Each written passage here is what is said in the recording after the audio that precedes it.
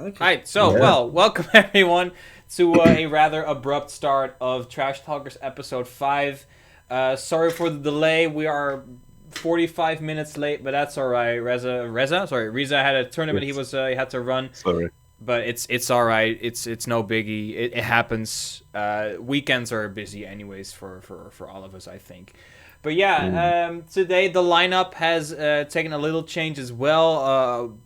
First, C4 was planned to be on the show once again, but sadly had to drop out because of microphone issues. But to replace him, we got the wonderful, the one and only PanZerPan. How you doing? Yeah, I'm doing well, man. It's I've been getting back into streaming. I've not been getting enough time on DBFZ recently. I think if I played now, I'd get washed by anybody. But it's been going well with me, at least. I'm planning to get a pet snake, so there's some random news. Nice. Well, good to hear you're still doing stuff. And of course, a person I forgot for the first few episodes, who should have come on a lot earlier, the one and only Hecky Recky, aka Omni. How you doing? I'm good. Again, I've been not been playing much DBFZ recently. Tried playing some ranked. Ended up against an 8-frame delay Vegito. So, yeah, that was like 1.5 hours ago. Yeah, it was fun. But no, it's been good. I turned 21 today. That's been Happy pretty birthday. fun. Oh, that's right. Happy birthday. I feel old. Man. Dude, oh my, come on. But 21, last, man. certainly not least, we got a huge guest this week. I'm so happy you're here. The one and only RZA. How you doing, man? That's me. I'm doing good, mate. I'm a bit tired because we had just a 5-hour tournament. Yeah. the weekly tournament Galaxian Explosion for the French players on PC. Mm-hmm. And I just joined the podcast. So I'm right here with you guys. Thank you for the invitation. No, thank you for joining, man. You are a very well-known figure in like the global FGC by now. Your performance last year as a host for the Dragon Ball World Tour has really put you on the map, man. I'm very happy to see it because I remember we met. Was it like 2018? No, 2019 when MK11 came out, right? Oh, at this tournament in Rotterdam. Yeah, and you came to Rotterdam to Virgil with Happy Pow and with Dio.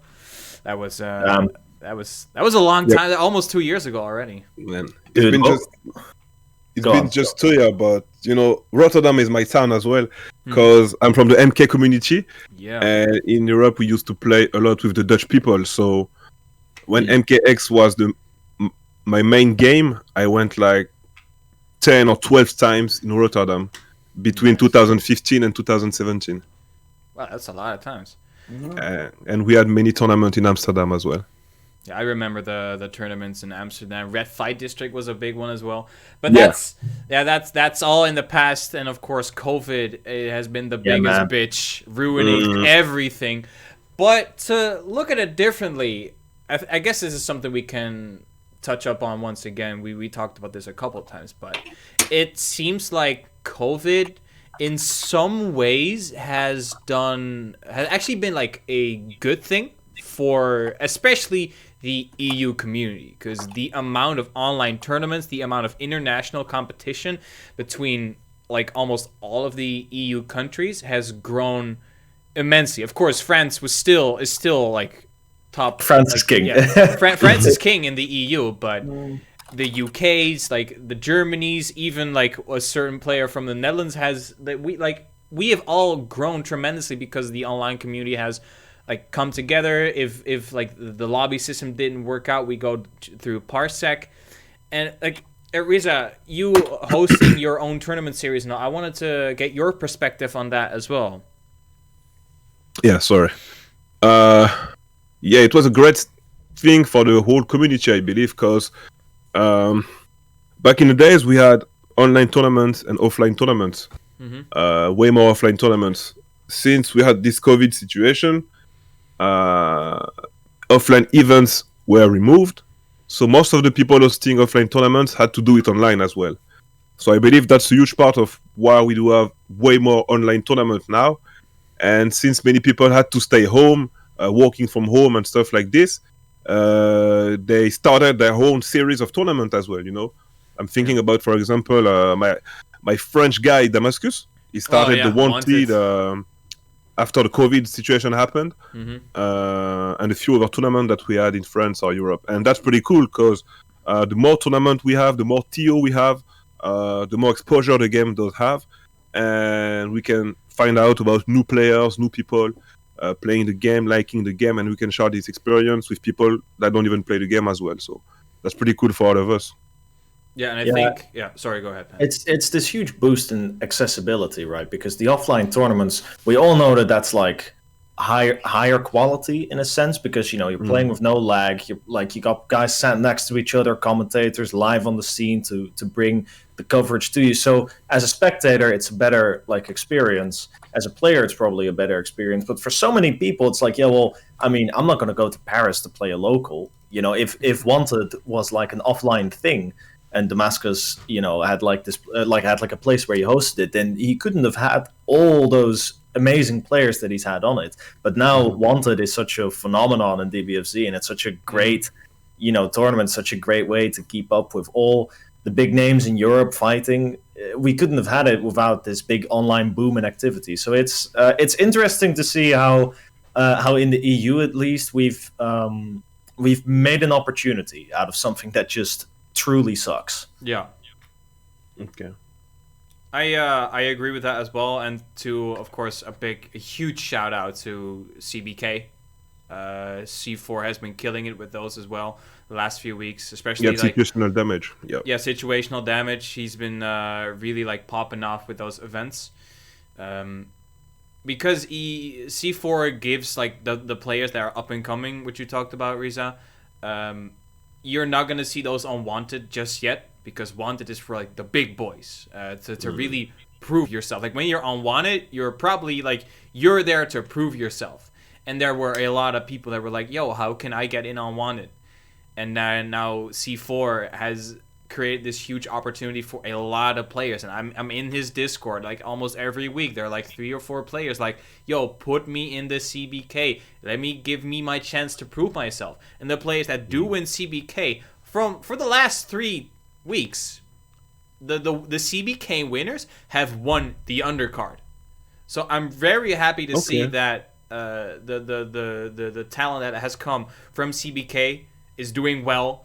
Is proving themselves on Wanted as well. Because if you win the CBK and then you go like you win like 0-5 on Wanted, you're like, all right, maybe, and that happens a couple times. You start to like doubt the value of CBK. But I'm very happy to see that the winners of that event have been doing well and have been like getting into top tiers. But Omni, you've been very quiet for the last few minutes. What's your whole take on the situation?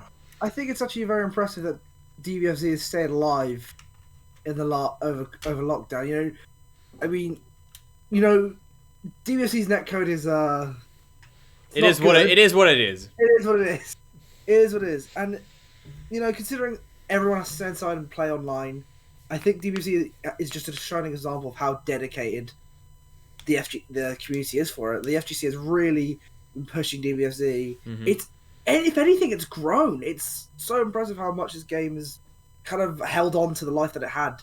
Because I'm not sure, like, a lot of other games really haven't. I know MK just died. From what I've heard. I don't know if there's necessarily... Yeah, maybe I think RZA can maybe talk about that a little later on. But, yeah, I just think it's really impressive. You know, Wanted is definitely one of the most important things about it. But again, all the EU online tournaments, you got CBK, of course, you got GAD, Peak Arena, a couple of other ones. Rampage? Galaxian, Rampage, yeah. And of course, if you're in France, Galaxian Explosion. Yeah, Galaxian. Yeah. So, which is sick, but I can't speak French, so... I'm sorry, guys. That's all right. I actually tried getting in on the Galaxian Explosion League, and I did decent in the qualifiers.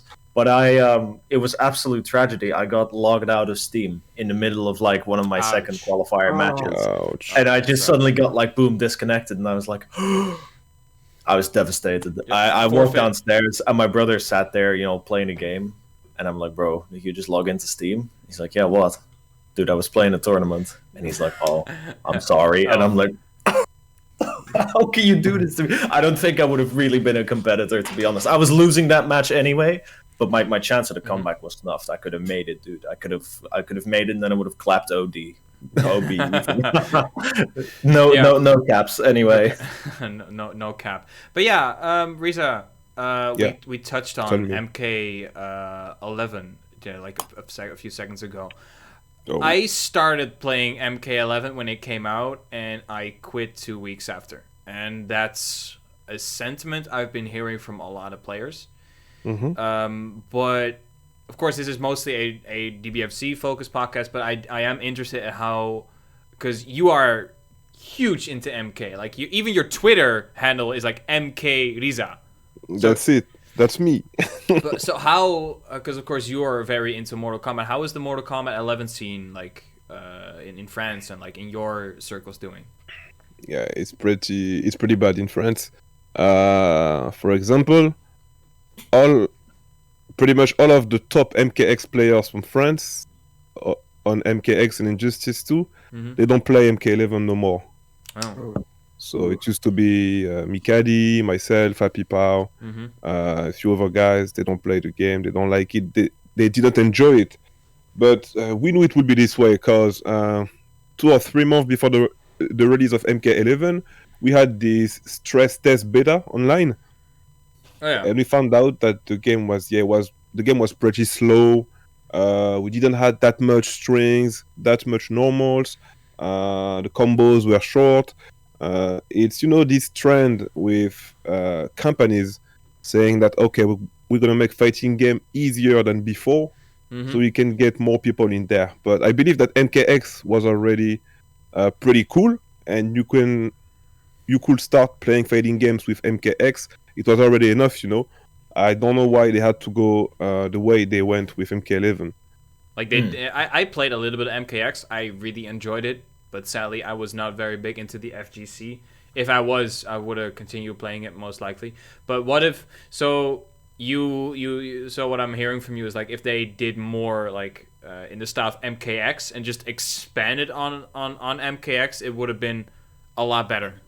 Yeah, it would have been a lot better, definitely. But I'm talking only about competition-wise, the competitive gameplays. Because beside that, it is probably the best fighting game that we have right now in terms of content, We've got the story mode, we've got the crypt, we've got skins and color skins for everybody, we've got variation, custom variation, the in-game frame datas, a huge tutorial mode.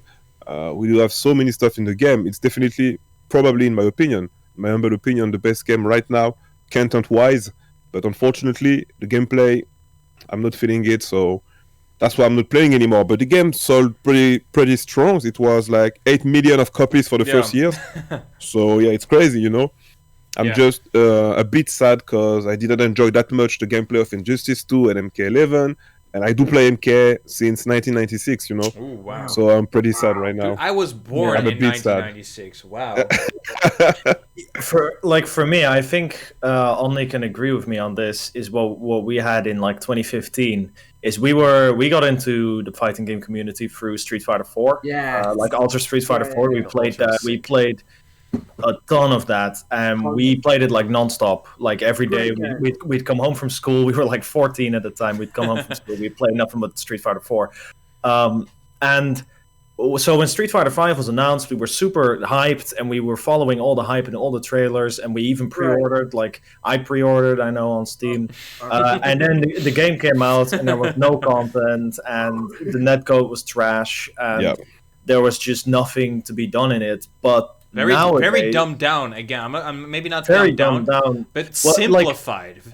Like compare, V-trigger to focus attack. That's just, that's not the same thing. Yeah. I do like Street Fighter 5 now, 5 years after it's released, with all the updates and all the DLC. But it's not exactly to release a game with that little content. So I wanted to ask RZA, like, we know that Street Fighter 5 now I play it a fair bit and I really enjoy it. And it's a good game now. Quite good, yeah. Mm-hmm. Do you think MK11 could make like a similar comeback, or do you think that NetherRealm's just gonna like move on? So it's just going to be like Injustice 3 or maybe MK12, and then hopefully things will get better then. They might be able to do something like that because they released some great characters and pretty fun, like Rain and Fujin. Like Rain and Fujin, they're pretty much like these characters are just sped up. I mean, the game is pretty slow, but for example, Rain is moving like he was in MKX, you know, and that's the thing. So they probably won't change it for the whole cast, but every time they're adding new characters, they're trying to do a bit better with the gameplay, releasing something fun.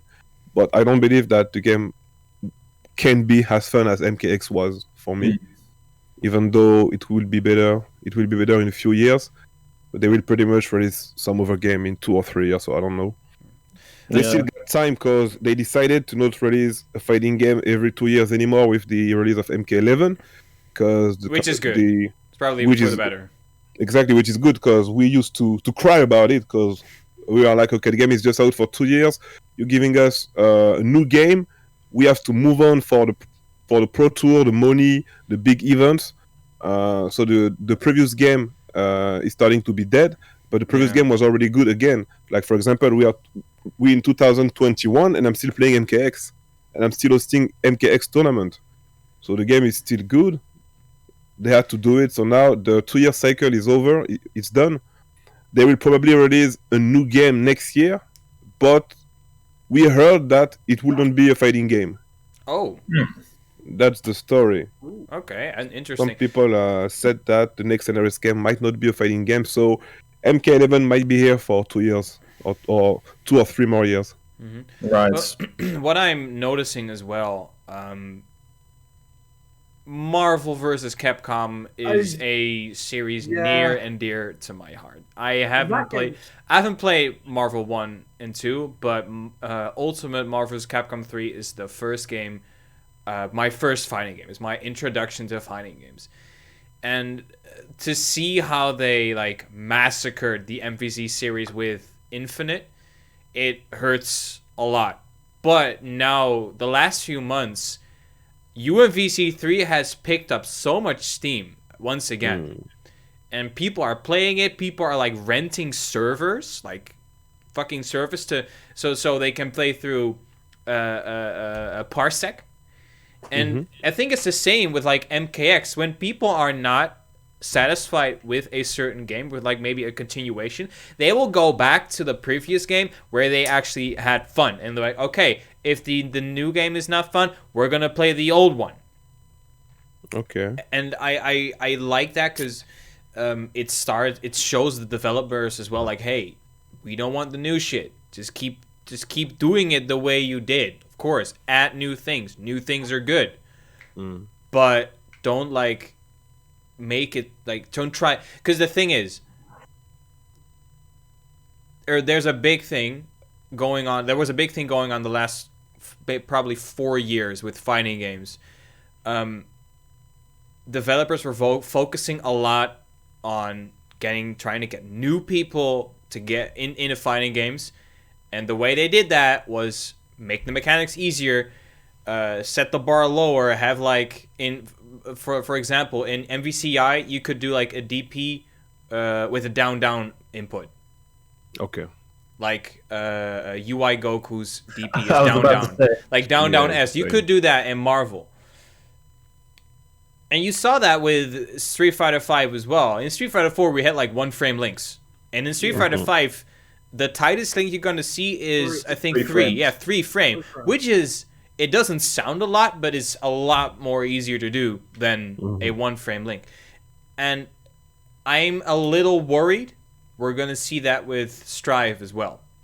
I've heard a lot of things with Strive. See it, but I've also heard the word accessible a little bit too many times. And that once I hear that word, I mean, I'm all for new people getting into the game. I want new people to get into fighting games because it grows the scene. A growing scene means bigger events. Bigger events means a bigger push from the developers and sponsors, which once again completes the cycle. It completes the cycle. But if you dumb the game down too much, you get like the Street Fighter V kind of things, which didn't have like the fighting was good. The actual fighting was good, but it was, in my opinion, it was a little too easy to do like very well. Same goes for Marvel Infinite, and I'm very worried that the same is gonna happen to Strive. Well, I think when it comes to Strive, right, like when you're talking about accessibility, then you're talking about like you know, about execution barriers, about like that kind of difficulty. And I mean, there's a lot of talk about that, you know, is that good or is that bad? You know, there's people who say, oh, motion inputs are bullshit, which, you know, I don't agree with that. But I don't think that, like, I'm not upset when, like, you know, when, like, in Street Fighter V, we don't have, you know, one-frame links. I mean, one-frame links are cool. You know, watching somebody rock a perfect Electric Wind Godfist in Tekken 7, you know, that's hype. That's fucking hype. That's hype. That'll send you over the edge. At the same time, it's like, you know, something that I really don't like from Street Fighter 4 to 5 is we go from, you know, from focus attack, which is a clean mechanic with a ton of, you know, different ways to apply it and a lot of ways for, you know, strategic thought. We go over to V-trigger, which, well, just isn't as smart. But it's not a matter of execution, it's a matter of, you know, it's not as many options and it's not as smart. If in Guilty Gear Strive, I don't have to play, like, the trials for, like, 1.5 hours, busting my fingers over how do I get this combo like out. For a simple combo. Yeah, for, like, a simple combo. I won't mind that. I would mind if, you know, if Roman cancels are like changed and dumbed down and simplified. If, you know, if you've got like only one color of Roman cancels, then I'm like, okay, this is not the Guilty Gear that I know and love. But if combos are easier to do, I don't mind that. Mm-hmm. I think it's about finding a balance. I think DBFC does this incredibly well. DBFC does it, I think, better than any game ever, because it's like, you got auto combos, and they're flashy and they're cool, but then you have, you know, one of the most in-depth combo systems I've ever seen, and it allows for so much, like... I mean, if you see the stuff the guys... I don't know about that one. It's not in-depth, but what I will agree with, DBFC is not so much... It's like, of course, you need good execution for, like... some characters' TODs are pretty hard to do, and, like, re-jumps are very, like, input heavy, but it's not very much to, like, you have to do certain motions. I think what I am seeing, like, there's a shift from, like, hard motions to, like, more specific. You need to be better with your timings. Yes. And I think that is a transition that I do, like, I do not dislike. It's a different take on execution. And I think C4 is pointing to me in the chat as well, like, most people don't like execution anyways, as a movement from the players wanted from Street Fighter 4 era. People hated plinks, so one-frame links in Street Fighter 4. I didn't mind them, personally. Lots of people didn't play Guilty Gear Xrd because it was too hard. Character-specific combos, different wake timing, weight classes, one-frame throws, move priority, etc. Most people don't like hard games. They say that's what they want, won't play it when it's there to play. And I think I do agree with that as well. I think it's like one of those things where it's like, fighting games by their nature are tough. They're tough to play because it's very much it's all skill based, depending if you're playing online. Yeah. But you know, it's just one person versus one person. There's no luck elements involved to it. Mm-hmm. So by nature, that is going to be quite difficult for most people to get into because they can't. There are no outside factors to blame for it. Unless you're playing online. Well, there might not be outside factors to blame if you look at it, you know, really cleanly. But that won't stop people from saying this character is bullshit, that combo is bullshit, the online is bullshit. Blocking is toxic. Yeah, blocking is toxic. You're playing like a coward. That move is cheap. You know, like the list goes on. The Scrub Lord's prayer is long, and it, you know, that's the, like, I feel like fighting games in that sense much the same as any other online game where, you know, they're tough. You're gonna get washed a whole bunch of times when you play, and you have to accept that. Yeah. It's just that in fighting games, if you're playing a shooter and it's like a 5v5 shooter and you lose every time, but every time you kill like 1 or 2 people, then you're having a decent time. You're like, okay, well, my KDA is good, I'm good. But in a fighting game, if you keep losing, well, you keep losing. You gain nothing for that. If you win 1 round and you lose 2, then that 1 round doesn't matter at all. Yeah, exactly. You lost. And for a lot of people, that's like, well, that frustration becomes too much. It's like, okay, you know what, whatever. I don't care. I also think fighting games suck at rewarding the player for getting better. Yeah. Yeah. I mean, ranking systems do help. They don't work. Ranking systems don't work. At least not for you, then. Not for me. Wait, what were you gonna say because of the game? Yeah, I've said that it depends on the game. There is actually fighting games with good ranked mode, which is I don't play ranked mode. I don't like it, But yeah, that's one. That's one of the weakness of fighting games. It's like 90% of the fighting games have shitty ranked modes. So you just play, and if you play more game, you're gonna get more reward, but you're not getting better, I believe a good system is the one from Killer Instinct and Mortal Kombat 11. So it's a 30 days league, and you're going up, and you're fighting good and better players. So they can scam their way into the bigger league, Mm-hmm. Oh, so it's pretty good. 30 days. Yeah, KI, I love KI.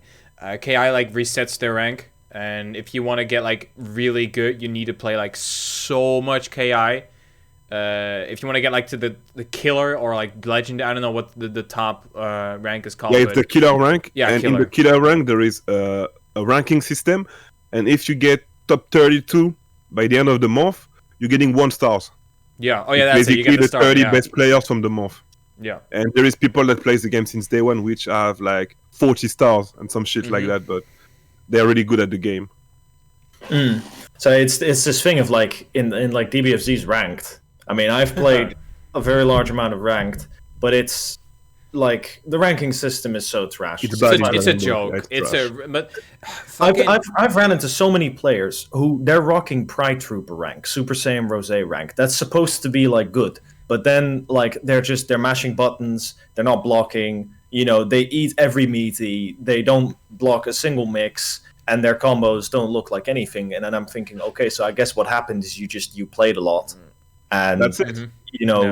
And so your points just automatically, if you play a ton of DBFZ ranked, you're gonna climb. You gain so many points, you're gonna climb. Yeah. Regardless of whether you improve or not. So I think like 30-day leagues are a good idea, definitely. And with the 30 days leagues in MK11, there is one of the thing that I was talking about before when I was saying that it's a really good game overall. You're getting reward in this league in MK11. For example, if you meet all the requirements, you're gonna get 1 skin for Scorpion, but one exclusive online ranked mode skin that you can't get anywhere else. Oh, so it gives players like an incentive to get better. Exactly. You're gonna get 1 exclusive skin for Scorpion, 1 Combat League skin for Kitana, and a few other stuff like shoulder stuff. Sneaker stuff, I don't know, for each character, because like every character you can like customize their entire outfit, right? Exactly. I think one thing that Mortal Kombat just straight up does better than any other game is just selling it. It's just like your characters have so many like cool things to do and different costumes to wear, and like the varieties. And the fact that they have intros that are all custom based on each other, like if I'm playing DBFZ, they all have the same intro, and sometimes they'll have a different line for each other, and that's but you have to have the right stage. And if you want to get like the super special intro, you need like 2 specific characters, and you need like and then the right stage. Like you need Goku. You need Frieza, and you need to be on planet Namek. Otherwise, you're not going to see something special. Or you need Cell, you need Teen Gohan, and you need the Cell Games arena. And it's like in Mortal Kombat, you got the best fighting game story mode ever, and that has been the case for just since MK9 basically. Yeah. And you got these characters that actually talk to each other. They're witty, they're funny. It's like they're actually fun intros to look at. The fatalities are cool. The X-rays are cool. They do a lot of work to just make it cool and fun to look at. Where DBFZ, at least they've got that down. It's sick to look at, and the way that they made the anime graphics is just mind blowing. How good that looks. I want to really sorry, Omni. I wanted to point out someone in the chat, Tim of the Orange, said, "I love everything about MK except for the gameplay," and I think no, but no joke. I think and that's what I was saying about MK11. MK11 is not just your fighty bits. It's also the crypts. I got into the Mortal Kombat 11 crypt. I was genuinely fucking disappointed when I ran out of points and I couldn't open the crypt anymore because I wanted to explore the crypt. I think if NRS made like a whole crypt game, I would have loved it. Like throwing some action RPG style combat in there. But it was amazing. The amount of effort that NRS puts into like everything around their fighting game is amazing. It's crazy. Yeah, it's crazy. The story is well written for a fighting game story. Of course, there is games with better stories, but for a fighting game, Mortal Kombat has bar none the best story. The amount of content is huge, which is always an issue with like Capcom fighters.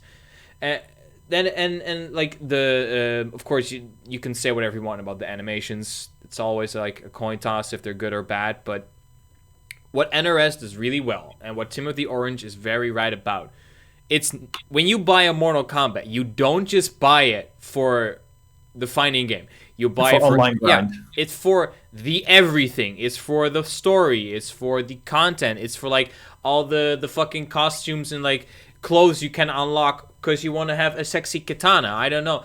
I'm in love with Katana, by the way. I love the character. Katana is. I will if I play Mortal Kombat, I will always play Katana. Okay. But yeah, it's just like NRS does just so well with like everything around the fighting game, and I think that's something that other developers can really do as well.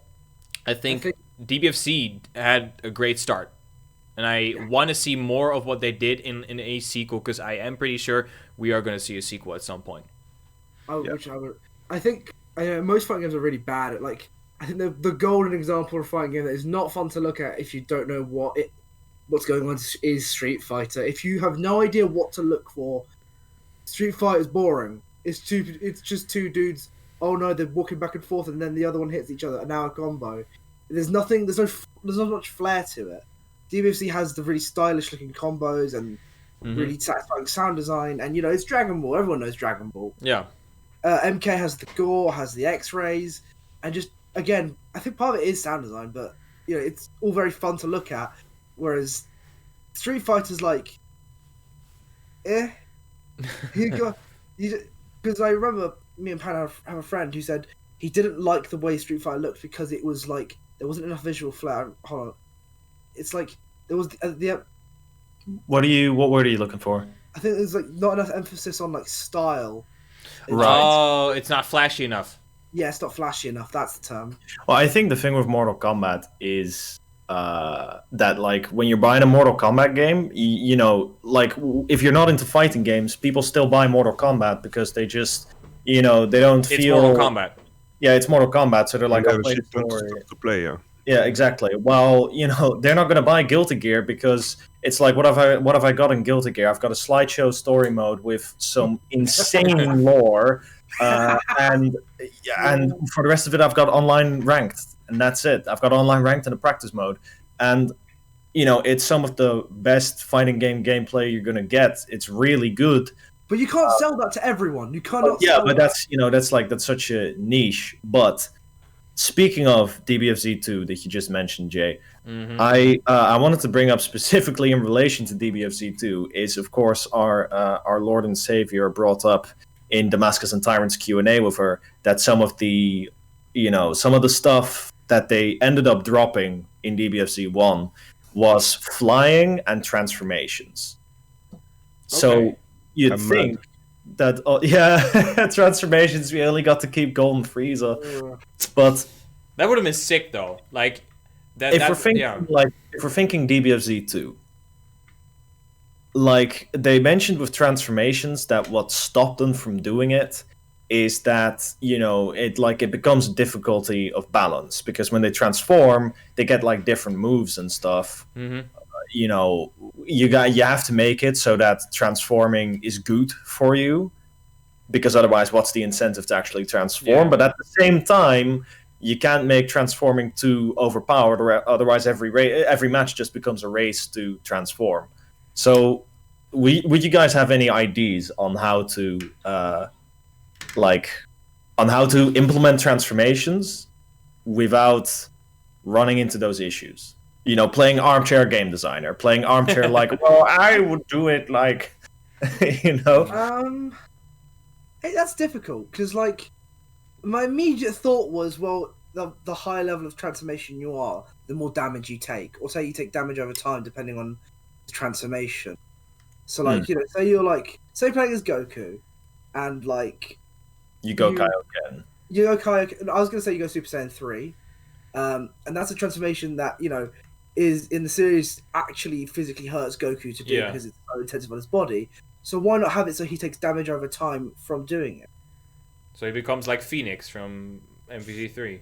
Yeah, I guess that's a good way of putting it. Thank you for reminding me of one of the most broken fighting game characters ever. Yeah. I do not want another Phoenix. No, shut up. No, I think I don't want transformations, and there's one very specific reason, and that is character variety. I think once they introduce transformations, the number of characters you can play almost gets chopped in half because of how many different characters there are. Because if you would have had transformations, there would be one Goku. He would then turn into Super Saiyan 1, then Super Saiyan Blue. You can still get 3 Goku.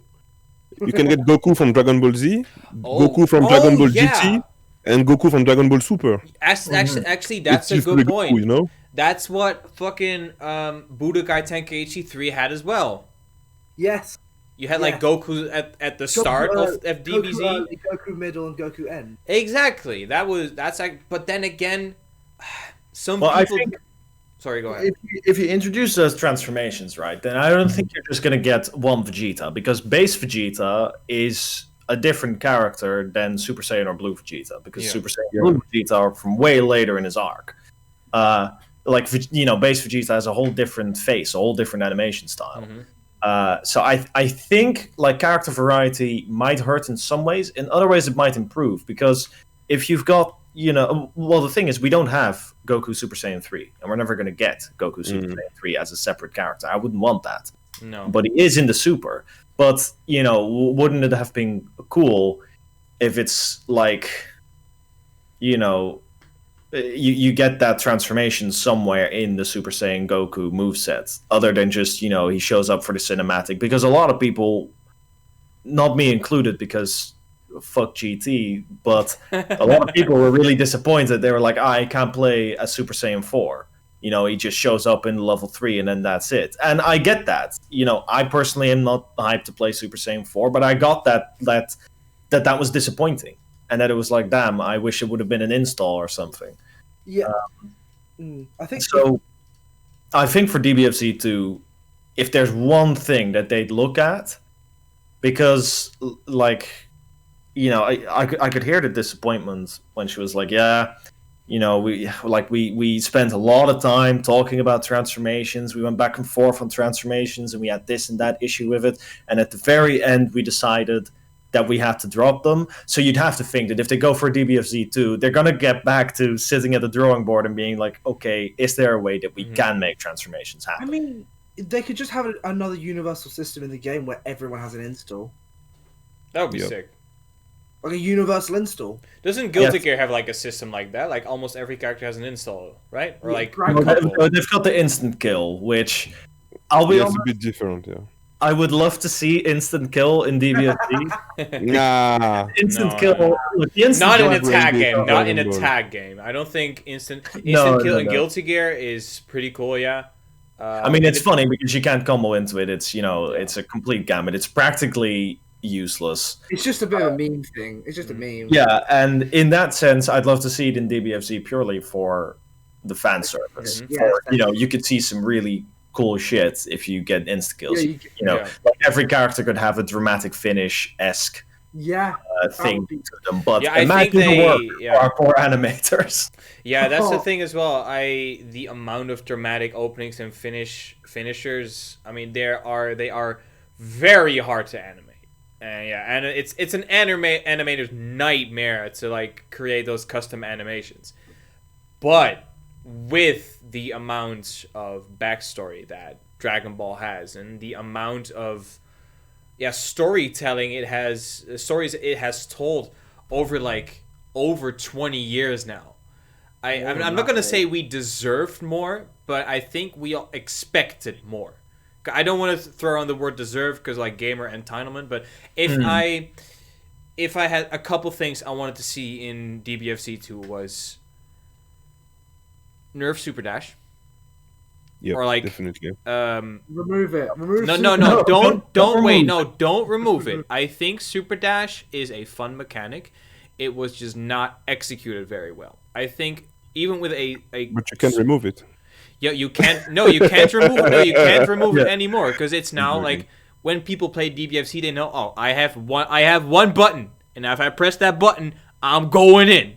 I'm dropping everything. I'm going in. I'm doing. Hold my buttons. Yeah, I'm going in. Yeah, hold my buttons. I'm going in. And something about that I really like. I like that go big or go home approach to a game, but we all see the cursed super dash that happen, where like you jump at a weird angle, and you go zhoof, or you go literally zhoof, like the other way. I think there needs to be a couple tweaks. I think the startup needs to be longer. Maybe even there you go, Mini Pino with with the Damascus cursed emote in the chat, coming in hot. Welcome to the stream, by the way, Mini Pino. But yeah, I think Super Dash needs to be changed. I want more combo variety. I want more combo variety because the thing is, you can say a lot about Dragon Ball Fighters, but the last season 3, has probably seen the most unique characters that we've ever seen. Yeah.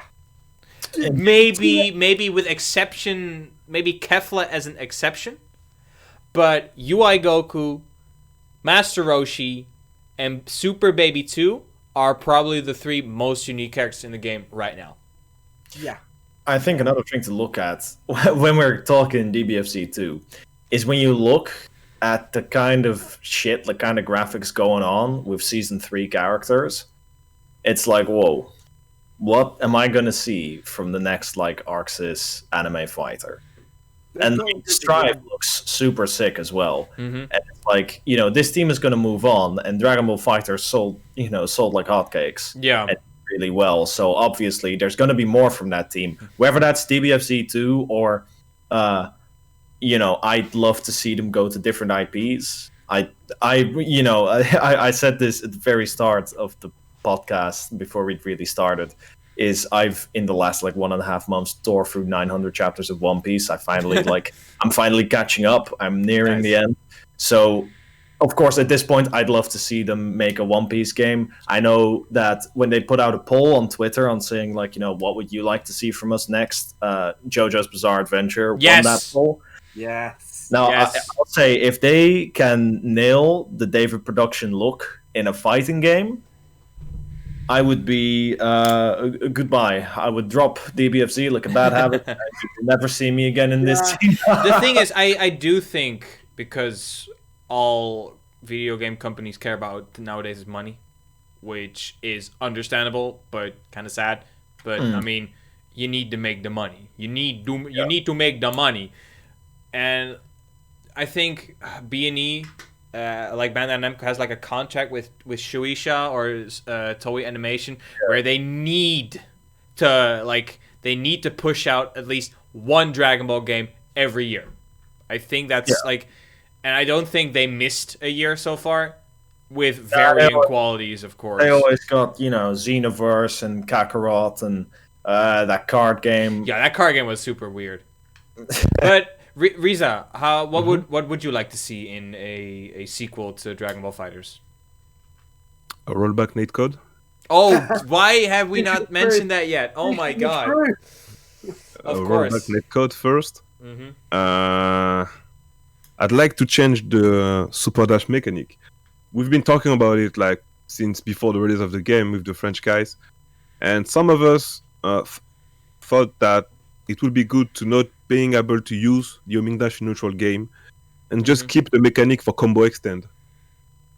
For example, like when you go for LLL, then you get the smash animation.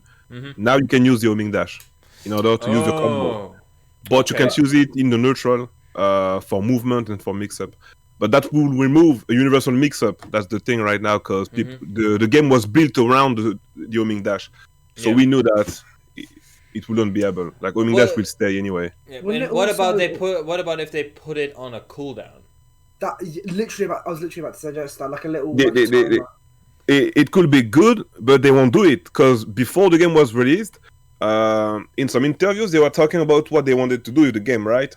And they said that they wanted this game to be non-stop action.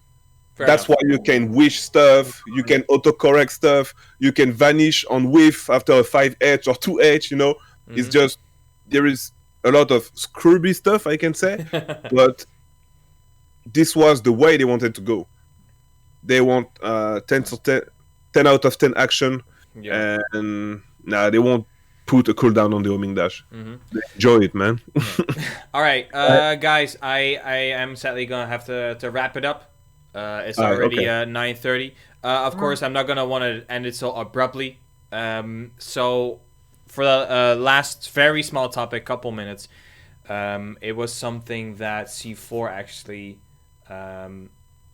he asked us to ask you, and we didn't. We said we're gonna ask him in the show. We haven't before until now. But RZA, your top 5 France DBFC players at the moment. Go. Wawa. Yeah. I'm gonna say Wawa and Kaidem on the same level. I believe that Wawa and Kaiden are on the same level for season 3. And Kaiden is the man who won most of the tournament and wanted event in season 3. So if you gotta take it about who's the most winning players, Kaiden is definitely the best European players on season 3. But I might give Wawa and Kaiden on the same level. And right after that, on the second level in France, it's gonna be definitely Gila, Yasha. And I've got some trouble about the number 5. Noka? I don't know. There is Noka. I think the thing with Noka, it might be Kane, it might be Noka. Oh, yeah, of course. Because we still got Kane, Kane, he's so it's good. a bit hard, We even got Wade. He wasn't in national championship, but Wade is one of the best players out there, man. So the second chair might be definitely Yasha, Gila. Then it might be Wade or Kane with them, or maybe both of them. I mean, it speaks volumes. Like it's. I mean, we got Silverblades as well. Yeah. I would put Silverblade after them. It's super good, but I believe Gila, Kaiden, Kane at their best level, they're a bit better than Silverblades. But it's still up there. Definitely, it's definitely top 8 in France anyway. But in the top 5, I won't put him in the top 5. Yeah, is it realistic to think that the players that you named, like the top 5 friends, that would also mean like top 5 EU, or are there like other players from outside of France that you would put in that top 5 as well, or not really? Outside of France, in my opinion, it's really hard in season 3. In season 2. Shanks was definitely there, but in season 3, I know that Shanks don't like playing online, so season 3 was pretty bad for him. The fact that he wouldn't play online, so he had to how can I say that? To get used play online a lot. So he still ended up winning the national championship for Spain. But I believe right now that the top 5 player in France might be the 5 best player in Europe. All right, that I would agree. Actually, Yeah. France has just hit it out of the park the last year. It's insane. It's crazy. I know Y'all that grind way too much. season 3 was the French season, man. Every time we were talking in season 2, everybody was saying, "I can't wait the next season. We need the snapback mechanic and the fuzzy mix-up to go away." Because in France, when we start playing the game, when the game came out, we worked a lot on the neutral game. Neutral, how to use the homing dash. So most of the heavy French players, they wasn't good because of their team or because of the mix-up. They were really good at the game, actually, since season 1, Yeah. you know? They just like good the fundamentals. I think the France's fundamentals is like the best, maybe even in the world. I think yeah. if Kaiden or Wawa has a great day, I think they can like raffle stomp, or maybe not raffle stomp, but convincingly beat Japan. Pretty I believe sure. so. It might be super hard. Obviously, everybody is good. There is godlike players in every countries. But yeah, I believe if the COVID wasn't there, I was pretty sure that season 3 would have been the French season. And even though in season 2 we just had Wawa qualified, the big problem was that most of our players, they don't have sponsors. In France, they just don't care about fighting games, and most of them are pretty young, so they don't have a huge Twitter base, a huge Twitter fan base, a huge Twitch fan base. So we couldn't get them sponsors. But you take people like Gila. Gila had an incredible run at this tournament in Gila the Hook Killer. Exactly, in the Irish country. But the only thing is that they don't have the opportunity to go to more tournaments. If Gila, Kaiden, Noka, and Kane had a sponsor for season 2, the 4 of them would have been in the top 8, in the top 16 final, with the qualified players. They just couldn't travel, man. They're just students trying to go to 2 or 3 events. That's it. They couldn't go to USA. They couldn't go to Japan. They had no sponsors. But when we had this tournament happening in France, UFA, the grand final was a French grand final. You know, it was Wawa versus Kane. In the top 8, we had 4 French players: Gila, Akaoni. Yeah, I forgot about him. We had Akaoni, Gila, Wawa, and Kane in the top 8. And in top 9, we had 2 more French players. So for the top 16, we had like 6 or 7 players at UFA, you know? So that says something. They were already pretty strong. They just don't have sponsors to travel to get points in these other tournaments. So we knew that with season 3 comings, we did some great stuff with Red Bull. I couldn't get in touch with some of the best esports organizations for the Dragon Ball Z players. So we had 2 or 3 big French esports organizations. They were ready to jump into the Dragon Ball Fighters train. So the thing would have been Gila, Kaiden, and Yasha would have definitely got a sponsor for season 3. Yeah. So it would have been like 4 or 5 French players traveling all around the world for the whole season. Mm-hmm. Yeah. Well, that's pretty much. Then again, once again, like, we all know what happened after that. We all know what happened after World Tour in France last year. Fucking the whole world. Yeah, I think COVID was like slowly spreading already when like World Tour Finals was. I think World Tour Finals was like the final big FGC offline event before everyone was like, no, we're not doing offline events until like everyone is vaccinated and stuff. But yeah, it's very I like it to get I like very like it, you gave that perspective because of course you are very in with like the big organizations. You have like very nice contacts with B&E as well. So it's very nice to see that perspective. And yeah, of course with that, I'm so sorry we have to end the show on that note. But before we end the show, of course we can shamelessly plug each other. Pan, you're the first to do that. Well, y'all know me at this point. You can follow me on Twitter at PanZerPan FGC. You can follow me on Twitch, on Twitch TV /PanZerPan. I stream occasionally. I stream when I feel like it, and I appear on this podcast with some regularity. So you can follow me. You can, you can check out what I do. I'd love if you do that. And I'll pass the ball over to the birthday boy himself, my man Omni. Yeah, follow me on Twitter, HackyReckyFGC. Streams will start soon, TM, at Twitch OmniWailord. I don't have no presence. Mini Pino wanted to ask you a question, RZA. What is the most underrated French player that no one knows about yet? Wow. I don't know. We've got mostly everybody up now. Like, is there a player that nobody knows about yet and is probably that has a chance to explode? Let me check. Give me just 30 seconds, maybe. Channels. Yeah. Check the Twitters. I mean, Twitter is so... Twitter's so fucking fun. Last few months. There is the hub of FGC content right now.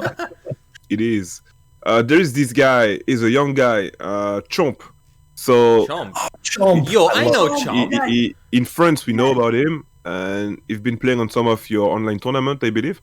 But he didn't perform well back in season 1 and 2 in offline tournaments. But he did some great improvement for season 3.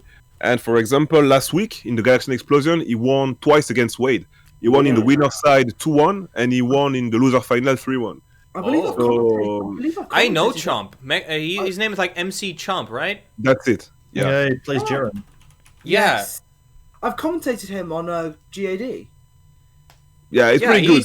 He's really good. He's around since day one, but he had some trouble to get better. It's different for everybody, Some people can get better in 6 months. Other people needs 2 years maybe. But yeah, in season 3, it's pretty good for him. He's got some great sparring partner. He did play a lot of different characters, but now he's pretty good. Now he's playing Majin Buu, Super Baby, and Base Goku. Oh, that's a good team. That's a dirty team.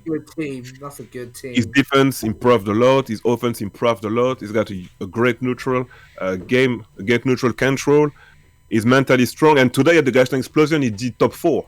And this tournament was pretty stacked because we had Kane winning, Wade was number 2, Noka is number 3, and Chomp was number 4. And number 5 we had Kasuga and Jarad, and for top 8 we had Popochino and Easyman. So it was pretty stacked, and he did top 4. That's cool. All right, RZA, real quick, plug yourself because we do have to end the stream very quickly. So yeah, where can we find you?